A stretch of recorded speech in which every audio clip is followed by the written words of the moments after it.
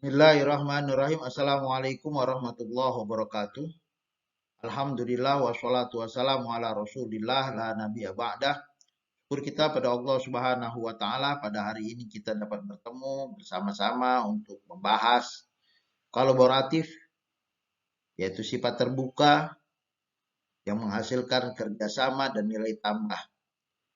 Inspirasi dari surat Al-Asr surat 103 ayat 1 sampai dengan 3. Ini merupakan bagian dari portfolio BUMN untuk Indonesia Akhlak yang merupakan singkatan dari A. Amanah, K. Kompeten, H. Harmonis, L. Loyal, A. Adaptif, K. Kolaboratif. Dan kita sekarang berada di pertemuan kolaboratif.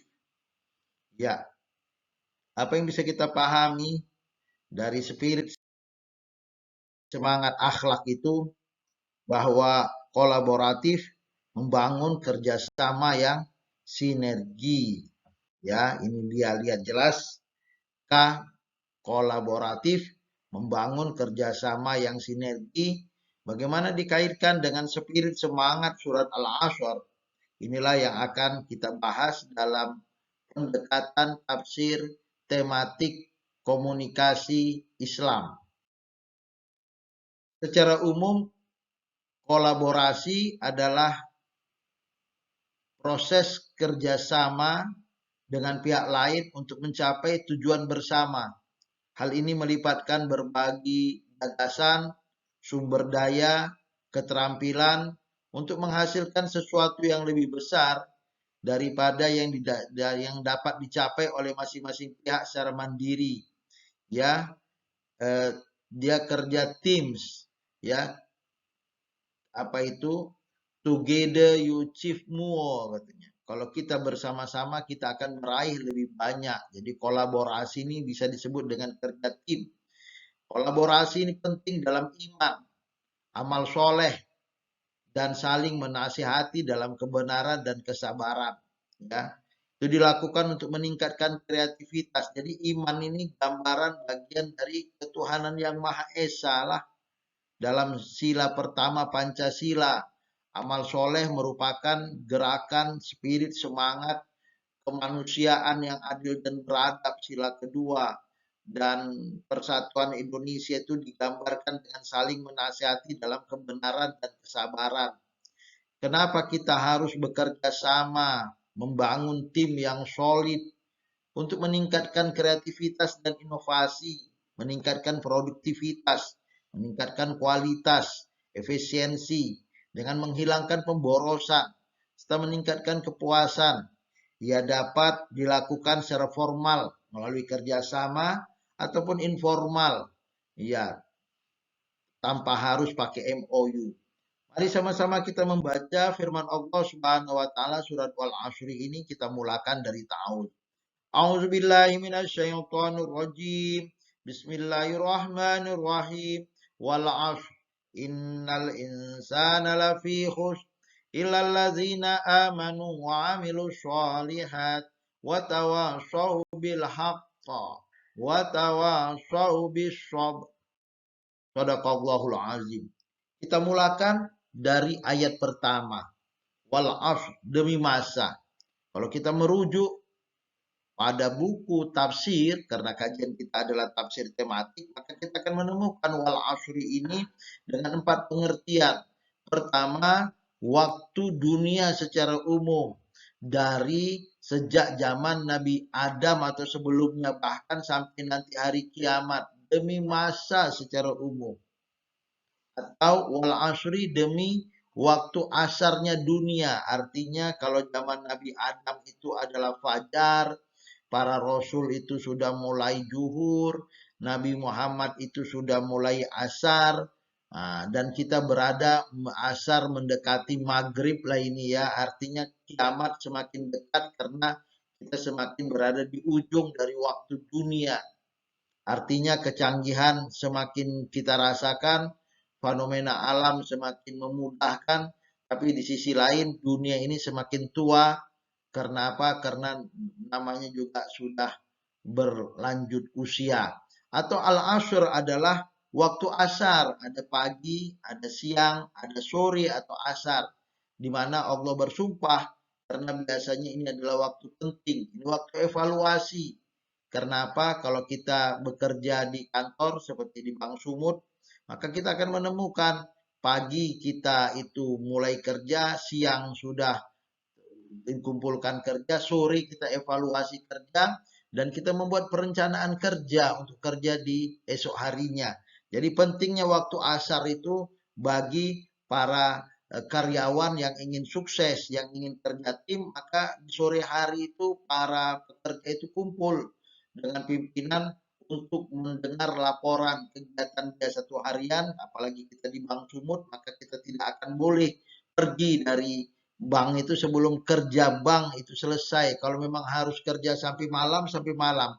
Karena pekerjaan besok sudah nunggu lagi. Tidak ada namanya pekerjaan hari ini diselesaikan di esok hari. Hari ini harus selesai, laporan tuntas, dan kita buat perencanaan kerja untuk esok hari. Inilah waktu asar.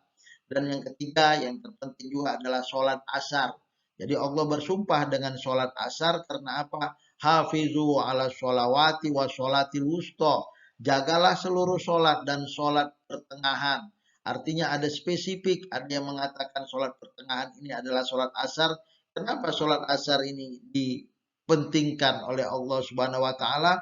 Karena ini adalah dua sholat subuh dan zuhur, asar tengahnya, maghrib dan isya, dan pertengahan antara dua di pagi dan dua di malam. Itu ada yang mengatakan pendapat wusto, jadi dia di tengah-tengah. Nah, karena apa? Karena sholat asar ini adalah sholat evaluasi tadi. Kalau dia memang paham bagaimana dia menikmati hidup ini, maka dia akan melakukan sholat asar dengan sebaik-baiknya.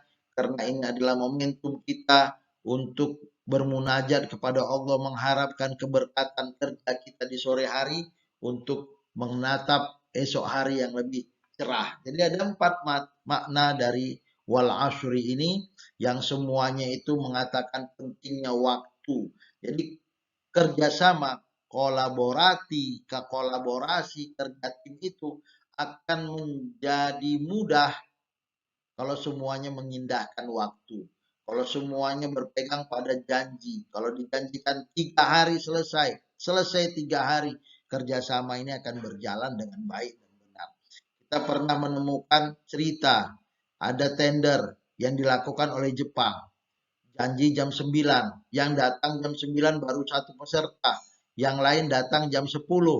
Kemudian setelah selesai semua dan datang jam 11, sudah selesai semua, ditunggu sampai jam 11. Apa kata pihak dari Jepang ini?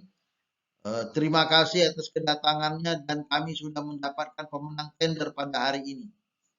Iya, belum ada wawancara, belum ada diskusi, belum ada pemaparan, tiba-tiba sudah diputuskan. Siapa pemenangnya? Pemenangnya yang datang sesuai janji jam 9 pagi katanya. Kenapa kok menang pula dia? Karena kerjasama ini, kolaborasi ini mementingkan manajemen waktu yang baik dan benar. Kalau untuk hadir saja kalian sudah tidak bisa tepat waktu, bagaimana nanti kalau kita kerjasama? Maka ya tapi dia itu perusahaan baru. Perusahaan baru kalau memang dia mau belajar dia bisa. Tapi kalau memang mental suka menunda-nunda pekerjaan walaupun Anda profesional, kami tak suka itu. Maka Allah bersumpah demi waktu. Karena apa? Pentingnya kerjasama dibangun dengan saling menghargai waktu, itu yang pertama ya. Jadi Allah bersumpah dengan waktu karena waktu sangat penting bagi kehidupan mukmin, terutama di antaranya waktu asar. Waktu asar itu waktu evaluasi setelah seharian kerja. Tadi kita sudah sebutkan. Jadi pentingnya itu waktu sore. Jangan pulang kantor tidak ada laporan. Inilah pekerjaan yang baik. Harus ada laporan pencapaian hari ini apa. Pekerjaan besok hari rencananya apa. Harus diagendakan itu. Dan itu tidak bisa dibiasakan ada pekerjaan yang kemudian tidak ada hasil. Harus diikat kerja hari itu. Inilah Allah bersumpah. Begitu juga dengan sholat asar. Syukur kita bisa melakukan. Banyak orang mau kerja. kita sudah kerja, maka jangan main-main dengan pekerjaan kita, serius. Inilah dia semangat akhlak kerjasama dengan Al-Quranul Karim yang sangat menegaskan pentingnya saling menghormati. Islam memandang waktu sebagai modal kehidupan ya. Manfaatkan waktu sebaik-baiknya atau engkau akan menyesal ya. Al-waktu kasaifi in lam taqta'u qata'aka. Waktu bagikan pedang, kalau engkau enggak mau memotongnya maka engkau akan dipotong. Kalau kita enggak menggunakan waktu maka kita akan menemukan tawaran-tawaran narkoba, tawaran-tawaran halusinasi, gamers yang akhirnya nggak jadi pakar juga, akhirnya menghabiskan waktu. Sementara orang begitu menghargai waktu. Yang membedakan orang kaya dan orang miskin adalah bagaimana mereka menggunakan waktu. Orang kaya sehari semalam 24 jam, yang miskin juga sehari semalam 24 jam. Tapi bagi orang kaya 24 jam itu sangat padat. Sementara yang miskin itu sangat kosong 24 jam. Maka kerjasama itu menepati waktu ya. Janji itu utang itu. Dan itu terkait dengan waktu. Allah Subhanahu wa taala mengatakan innal insana lafi khusr, semua manusia dalam keadaan kerugian. Artinya apa? Ada dua kerugian di sini. Kerugian karena tidak menggunakan waktu yang nomor ayat satunya, hubungan ayat 1 dan ayat 2, atau hubungan ayat 2 dengan ayat 3. Rugi karena tidak melakukan 4 hal. Sama ada dia tidak menggunakan waktu sebaik mungkin atau dia tidak melakukan 4 hal selain sebaik mungkin, maka kedua gelombang kelompok ini adalah rugi. Dan Allah mengatakan benar-benar rugi. Inna sungguh al-insan la itu adalah benar-benar di dalam khusrin nakiroh. Jadi benar-benar rugi, benar-benar rugi, benar-benar rugi siapa? Orang yang tidak menghargai waktu. Kerja tim akan hilang, selesai. Kenapa? Dijanjikan seminggu, sebulan pun belum jadi. Mau kerjasama dengan orang seperti ini? Nggak mau. Akhirnya dia rugi materi. Nggak sholat. Siapa yang rugi? Ya dialah. Asar masuk, nggak sholat. Maghrib masuk, nggak sholat. Isya masuk, nggak sholat. Subuh zuhur masuk, nggak sholat. Rugi dia. Nggak dekat dengan Allah. Nggak dekat juga dengan manusia. Dikasih tanggung jawab, nggak dikerjakan. Rugi dunia, rugi akhirat. Nah, dan bertambah rugi, nggak beriman, nggak beramal soleh, nggak mau mengajak orang menuju kebaikan, nggak mau sabar, rugi. Maka agar tidak rugi, manusia harus menggunakan waktu hidupnya untuk mencapai kebahagiaan hakiki, diantaranya dengan cara satu, beriman. Pada ayat ketiga kita akan menemukan itu, beramal soleh. Kenapa diantaranya sholat? Karena sumpahnya tadi wal asri. Waktu sholat asar, hafizu ala sholawati wa sholatil wusto. Jaga waktu sholatmu, terutama sholat pertengahan atau sholat asar. Dan watawaso bil haqi, supaya kita ini kerja tim baik. Kalau ada silap salah, ya saling kasih tahu lah. Dan yang penting kita kasih tahu, jangan saja sukses dunia. Ajak kawan tim kita sama-sama masuk surga. Dan meniti karir itu perlu kesabaran. Mencapai proses yang maksimal itu perlu kesabaran. Maka manusia semua gagal dalam menggunakan waktu sebaik mungkin. Itu semua ya. Menyia-nyiakan waktu lebih buruk dibandingkan kematian, karena menyia-nyiakan waktu akan memisahkanmu dari Allah dan negeri akhirat. Sedangkan kematian hanya memisahkanmu dari dunia dan para penghuninya. Lihat bagaimana Al-Quran menegaskan pentingnya waktu. Karena apa? Karena bagi orang yang beriman, nggak sholat itu berarti menyia-nyiakan waktu sholat dia. Sudah dipanggil hayya alal sholat, nggak sholat juga. Hayya alal falah, nggak mau bahagia juga. Ini kan manusia gagal itu ya. Ya, ilalazina amanu, maka disebutkan tadi bagaimana kerjasama, kolaboratif, kerja tim. Ayo sama-sama kita menggunakan waktu dalam bingkai iman. Tuan-puan yang dirahmati Allah, Bapak Ibu yang berbahagia, iman ini menjadi penting. Karena apa?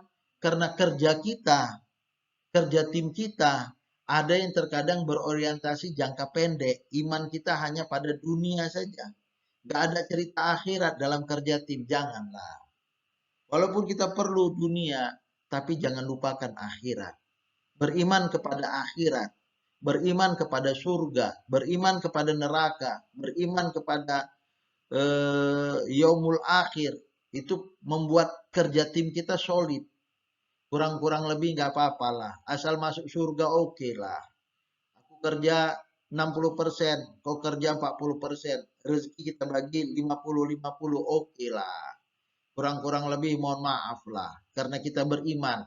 Mudah-mudahan hari ini kau dapat 50, besok aku dapat 5, hari ini aku dapat 50, kau 50. Walaupun aku kerja 60 ke 40, suatu ketika mana aku sakit, aku kerja 40 dan kau kerja 60.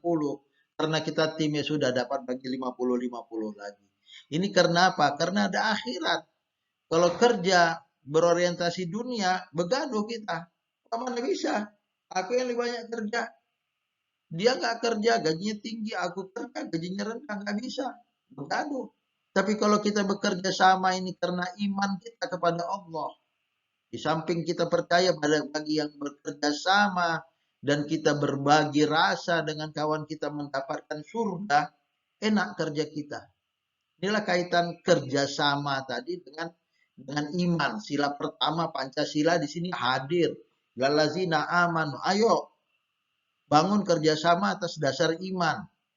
Bapak Ibu, bagaimana iman itu hadir dalam kerjasama kita di kantor, di Pemprov, di Bank Sumut, di Pemkap, atau di kepolisian, dimanapun kita berada, ayo kita bangun atas nama iman, ilalazina amanu. Dan ini sepakat kita bahwa ini adalah ketuhanan yang Maha Esa. Kalau kita Pancasilai sejati, maka tidak ada kata kecuali untuk beriman kepada Allah dan betul-betul mengamalkan nilai-nilai keimanan itu. Ketuhanan yang Maha Esa. Tuhan hadir dalam kerjasama kita dalam arti apa? Kalau misalnya ada yang menipu, ya sudah, dia berhadapan dengan Allah, nggak usah susah. Kalau kita bekerja sama, ana sali susuroka, kata Allah dalam kerja kabolara, kerja sama tim ini. Aku adalah pihak ketiga dari dua orang yang sedang menjalin hubungan kerjasama. Malam yakun ahaduhumal akhor. Selama tidak ada pengkhianatan dari kedua belah pihak, Allah berkati kerjasama itu. Maka Allah menggunakan ilalazina amanu dalam bentuk jamak, bukan mufrad, ya, dalam bentuk majmu, bukan dalam bentuk tunggal. Artinya apa? Islam itu senang kalau kita bekerja sama, al-barakatu ma'al jamaah. Ada keberkatan. Iman yang lahir dari bekerja sama. Maka sholat berjemaah itu kan pahalanya lebih banyak. Bayangkan 27 kali lipat pahala berjemaah sama ada kita sholat di kantor berjemaah. Maka kita harapkanlah kawan-kawan yang memang harus sholat di kantor berjemaah lah. Panggillah stafnya. Sholat dulu dengan aku berjemaah kita dulu. Ambil wudhu. Kita menginginkan dia masuk surga loh. Jangan sholat sendiri. Nah, ayo kita sholat ke masjid dulu. Habis itu makan bersama. Aku yang terakhir. Sholat dulu sebelum kita makan. Kan enak gitu ya. Nah, ini kerjasama tim itu. Menginginkan sama-sama masuk surga. Istrimu kulihat kok nggak pakai jilbab. Ini jilbab nih pakai. Suruh dia pakai jilbab. Ke kantor ini pakai jilbab. Nah, kan enak dia. Ini namanya kita care supaya tim kerja kita itu keluarganya juga masuk surga. Dan itu lebih penting daripada sekedar dapat gaji bulanan. Walaupun itu perlulah. Semua orang perlu gaji. Tapi di balik kerja yang mengharapkan gaji ini ada tumbuh nilai-nilai persaudaraan. Apa itu? Mengajak keluarganya masuk surga. Udahlah, apalagi yang mau kau kejar. Masa istri kau sia-siakan? Janganlah melakukan tindakan yang mencemar nama baik kantor. Ingat istri, ingat anak. Ingat juga tempat kita kerja. Jalin hubungan harmonis dengan keluarga. Ini adalah ilalazina aman wa amilu sholihat. Ayo kita mengajak dia untuk beramal soleh, berdasarkan iman kepada Allah, bukan karena takut dilihat oleh istri, takut dilihat oleh atasan. Tapi kita beramal soleh, bekerja baik karena apa? Karena ada Allah yang menyaksikan kita. Jadi nomor satu, amanu ini menjadi kekuatan. Nomor dua, amilus solihat. Dan kemudian ketika kita sudah beriman dan beramal soleh, bukan kita sok hebat ya, menasihati orang supaya tetap beriman dan sabar. Tapi karena kita sayang dengan orang seperti kita sebutkan tadi. Kadang-kadang saya dinasihati, Ustaz, sholat yuk. Astagfirullahaladzim. Ya, sholat kita dulu. Gitu ya kan? Ya kan? Nah, saling menasihati. Bisa jadi atasan menasihati bawahan. Tapi boleh jadi bawahan menasihati atasan. Ini kerjasama dalam tim juga begitu. Tidak saya terkait dengan urusan agama. Urusan dunia, kerja kantor kita pun begitu. Pak, maaf Pak ya. Ini nampaknya harus Bapak paraf dulu. Supaya bisa ditandatangan oleh atasan. Oh iya begitu. Pak, jangan Bapak tanda tangan dulu sebelum ada paraf dari orang yang memeriksa keuangan. Nanti bisa salah. Oh iya begitu. Nah, bisa jadi bawahan kita lebih pandai daripada kita atasan. Pak, cara menggunakan laptop supaya bisa merekam ini begini Pak caranya. Oh begitu ya. Karena dunia bisa saja anak muda lebih canggih pengetahuan tentang IT-nya dibandingkan kita yang sudah mulai tidak dewasa lagi ya, sudah mulai tidak tua, sudah mulai tua gitu ya. Nah, maka tidak harus a priori kalau misalnya bawahan menasihati atau teman mitra kerja kita menasihati dan kita sangat senang itu, inilah kerja tim. Atasan menasihati, bawahan menasihati, mitra saling menasihati, nggak apa-apa.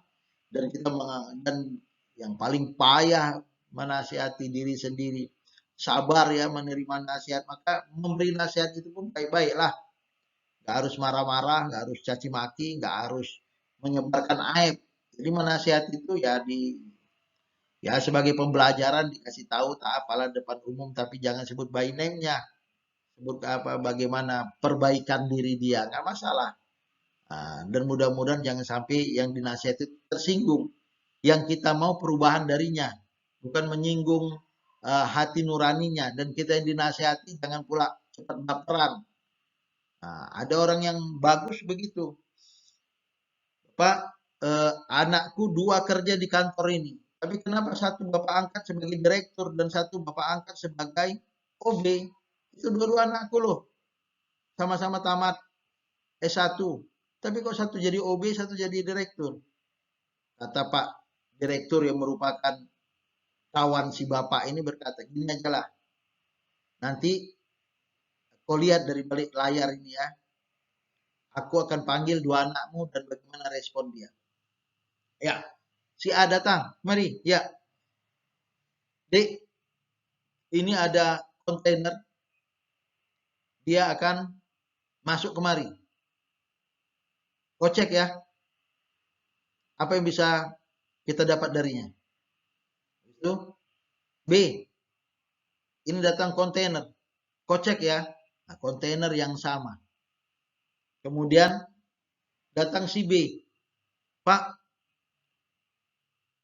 kontainer yang masuk ini dari Cina, barang bekas semua Pak. Gak ada yang bisa dijual itu. Bapak salah beli. Oke, terima kasih. Kemudian datang si A. Agak lama datangnya. Itu kita datang. Bapak, wah, untung besar Bapak, Pak. Kontainer itu harganya murah, tapi kita dapat untung yang luar biasa. Itu ada kendi tua. Itu kalau dijual dengan kolektor, wah itu satu kendi itu dapat biasanya sampai jutaan itu. Dan saya sudah bertemu dengan orang-orang yang suka dengan kendi tua dari Cina ini. Dan kita akan mengadakan lelang dengan mereka. Kemudian ada karpet-karpet itu, karpet dari dinasti Ming itu Pak. Wah itu sutranya halus itu, memang kelihatan kusam. Tapi jangan salah, itu termasuk koleksi yang dicari-cari diburu oleh para kolektor itu Pak. Wah itu harganya bisa sampai ratusan juta itu. Ada polpen-polpen unik. Tahulah Pak, polpen zaman dulu pakai tinta dicelup gitu. Kelihatan sudah nggak zamannya lagi. Tapi bagi orang yang membutuhkan, Wah, itu uang itu, Pak. Jadi setelah saya timbang, kira-kira ini harga kontainer ini kita dapat untung hampir 1 miliar, Pak. Belum lagi kotak kontainernya itu bisa juga kita legokan. Kemudian, terima kasih, si A. Kemudian dibilang, ketemulah dengan si Bapak. Bapak sudah lihat kan? Kenapa si A saya angkat jadi direktur dan kenapa si B saya angkat jadi OB. Dari permasalahan yang sama, si A dan si B bisa meresponnya berbeda. Nah, kenapa? Rupanya si A belajar dengan sungguh-sungguh dan penuh dengan kesabaran. Dia nggak langsung lihat, langsung menilai. Tidak. Dia hubungi pihak-pihak terkait. Dia telusuri dan dia pelajari. Sehingga sampai pada satu kesimpulan, aha, kita untung 1 miliar. Orang yang nggak sabaran, barang bekas. Nggak laku ini dijual. Tempat aku pun banyak, karpet-karpet bekas kayak gini. Kan dia apalagi. Nah, inilah dia kesabaran ya.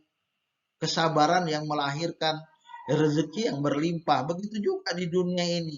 Kalau hati kita lapang, gak baperan, kena caci sedikit, kena hentak atasan, atau disinggung bawahan, gak baperan, aku resign aja lah. Payah ini kerja ini.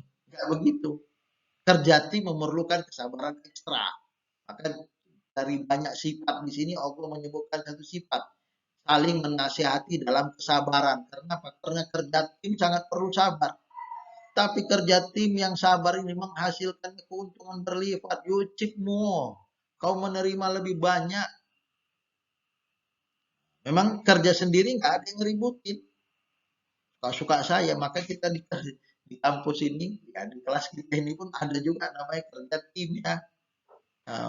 Buat makalah, kerja jurnal, kerja kelompok. Ada juga kerja individu. Malas sekali aku sendiri yang kerja, aku aja yang ngerjakan. Tidak, kita perlu kerja tim dan itu memerlukan kesabaran. Dikasih tahu, dikoreksi, terkadang ada orang yang merah mukanya padam, kemudian malu, nggak mau lagi masuk kuliah, seperti anak-anak ya kan. Habis itu kenapa? Karena merasa dia dihina, padahal tidak. Yang diperlukan adalah kesabaran, lapang dada, lapang hati. Terima kasih Bapak, saya sudah dikoreksi, depan saya akan melakukan lebih baik. Ini ada spirit dari kerjasama ya. Nah, beginilah kita membangun eh, apa tafsir tematik komunikasi Islam itu. Semua ayat bisa menjadi pesan-pesan bermoral untuk membangun bangsa berasaskan Pancasila. Supaya apa? Supaya terjadi keadilan sosial bagi seluruh rakyat Indonesia. Maka yang dibutuhkan itu adalah peningkatan nilai-nilai kemanusiaan kita itu. Mewujudkan manusia unggul itu. Mewujudkan manusia unggul itu apa? Manusia yang bisa bekerja sama. Bangsa Indonesia ini banyak, 250 juta. Kita kemarin menonton bola, satu-satu. Begitulah mental kita. Kenapa? Nampaknya naik turun semangatnya, nggak on terus, dinaik terus. Kalau saya rasa kualitasnya oke lah. Begitulah bagaimana mewujudkan nilai kerjasama yang solid. Nah, bangsa Indonesia ini harus ditumbuh kembangkan. Maka tausiah kita, kajian kita seperti ini diperlukan di mana di BUMN ataupun di BUMD atau di pemerintahan. Supaya apa? Supaya nilai-nilai Al-Quran itu bukan sekedar bagaimana hukum fikih, tapi juga bagaimana memotivasi dan menginspirasi. Rakyat sejahtera, negara makmur, kita juga bahagia kan. Maka iman adalah senjatanya. Jadi kerjasama itu ujung tombaknya adalah iman. Dia akan menangkal luka-luka duniawi kebendaan. Sehingga akhirnya kita udahlah. Selama masih dalam rangka ridho Allah, kita sudah kerja capek, gak diapresiasi oleh orang, ya nggak apa-apa lah. Yang penting kan dapat pahala. Itu kalau nggak kerja karena surga, karena Allah, Pak ya aku udah kerja capek-capek, bukan aku digaji banyak, disebut namaku pun tidak. Oh, nggak mau lagi kerja sama dengan dia, payah itu. Nah ini kalau nggak kerja karena iman, kerjasama itu jadi nol itu. Bahkan bubar, kemudian caci maki. Kita menemukan antara tampuk pimpinan dari tingkat nasional sampai tingkat provinsi, kabupaten kota, itu antara pimpinan dan wakilnya itu sering berseberangan itu. Karena apa? karena merasa dia yang bagus, baik ini nggak dihargai oleh sang pimpinan. Saya wakil, tapi sepertinya nggak dapat appreciate dari sang pimpinan. Bahkan saya dianggap sampah. Ini kalau nggak karena iman, payah. Tapi kalau beriman nggak apa-apalah. Sang ketua, aku bersama denganmu. Apa yang bisa kubantu, aku siap. Kalaupun tidak, mudah-mudahan aku punya job description yang bisa membantu melancarkan kegiatan. Nah, ini dia. Jadi kolaborasi itu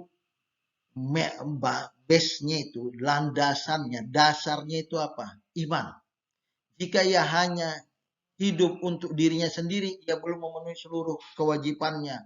Jadi kenapa nggak ada super body ya, nggak ada one man show ya. Keberhasilan itu kolektif, kolegial katanya, bersama-sama antara pimpinan dan wakil pimpinan ya, antara presiden dan wakil presiden, antara gubernur dan wakil gubernur, antara wali kota dan wakil wali kota, bupati dengan wakil bupati, camat dengan ada camat, ada wakil camat atau tidak. Yang penting begitulah hidup ini. Antara suami dan istri, jangan pula istri merasa diremehkan oleh suami dan suami merasa diremehkan oleh istri. Payah kerjasama begitu dari lini mikro sampai lini makro. Kerjasama itu rupanya kita temukan di setiap hari antar kantor. Ada kepala, ada staf, ada anggota. Terkadang kita menjadi staf, terkadang kita menjadi kepala. Di atas kepala ada kepala lagi, ada pimpinan. Nah, ini semua mewujudkan kita perlunya kerjasama. Apapun kekayaan yang ada padanya, terutama dalam kehidupan moral atau spiritual, harus disebarluaskan. Kalau kita orang baik, tebarkan kebaikan itu di kantor. Tidak harus seperti menjadi ustaz, tapi mendekatkan siapapun kepada Tuhan, itu membuat kinerja kita enak. Karena di mana-mana ada toxic ya, ada racun, ada toxic leader, pemimpin yang racun, supaya anggotanya si A, kelompok si B dibuat berantuk terus, supaya kepemimpinan dia itu tetap abadi. Tentu saja ini tidak baik, toxic leader. Tapi ada juga staff leader, bawahan yang racun, dia dia tebar racun-racun negatif. Maka kerjasama bukan begitu. Kerjasama itu menebarkan nilai-nilai spiritual dan moral kepada saudara-saudaranya. Ya, kecuali 4 hal ya. Sudah lama juga kita masuk ini, sudah 32 menit nampaknya.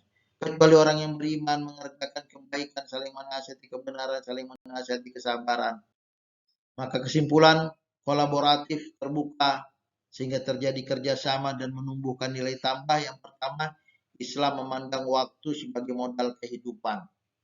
Semua manusia gagal dalam menggunakan waktu sebaik mungkin kecuali dengan cara 4 hal. Beriman, tebarkan kebaikan, nasihati semua untuk tetap konsisten dalam kebenaran, sabar dalam hidup ini. Saya rasa itu panjangan rupanya. Wassalamualaikum warahmatullahi wabarakatuh. Sukses semua.